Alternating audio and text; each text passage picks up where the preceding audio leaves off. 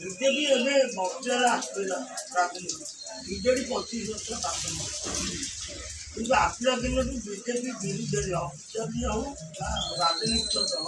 BJP ବିରୁଦ୍ଧରେ ବେଶୀ ବିଭ୍ରାଟ ପ୍ରଥମରେ ନବୀନ ପଟ୍ଟନାୟକ ଅମଳରେ ବି ଗୁଡ଼େ ଲୋକ ନବୀନ ପଟ୍ଟନାୟକ ସାହାଯ୍ୟ କରୁଥିଲେ ବିଜେପି ସରକାର ଜମା ପ୍ରାର୍ଥନା ସହିତ ସାହାଯ୍ୟ କରେ କାରଣ କ'ଣ ଯେ ଏମାନେ କାହିଁକି ବିଜେଡି ବାଲା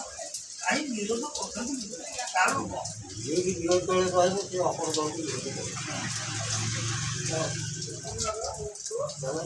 କାରଣ କ'ଣ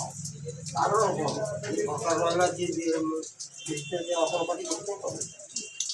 ତାର ବାଟ ନେଇକି କରିବ। ଯେ ବିଜେପି ଆସିଲା ପରେ କିଛି ଲୋକଙ୍କର ଉପକାର କରିଛି କିଛି ଜଣ ଆଉ ବହୁତ ଉପକାର କରୁଛି କିନ୍ତୁ ତାଙ୍କ ଦିହରେ ଯାଉନି ତାର ବିଜେଡି ମାନଙ୍କର ଯାଉ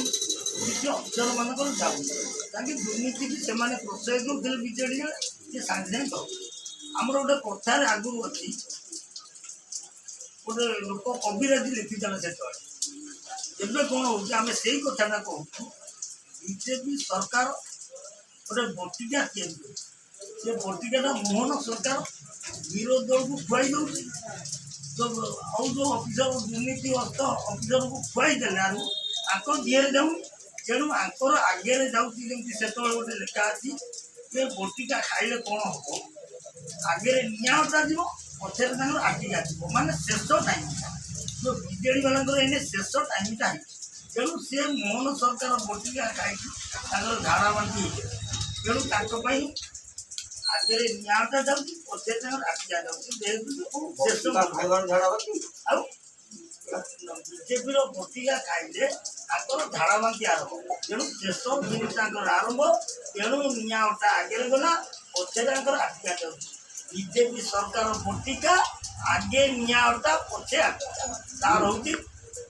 ଉଦ୍ଦେଶ୍ୟ କିନ୍ତୁ ଏମାନେ ଯେଉଁ ବିରୋଧ କରୁଛନ୍ତି କିଛି ବିରୋଧର ମୂଲ୍ୟ ନାହିଁ ଜନତା ଜାଣିଛନ୍ତି ଯେ ନବୀନ ପଟ୍ଟନାୟକ ଏବେ ଗୋଟେ ଫୋନ୍ ଆଣିକି ଶୁଣେଇଛନ୍ତି ନବୀନ ପଟ୍ଟନାୟକ କଥା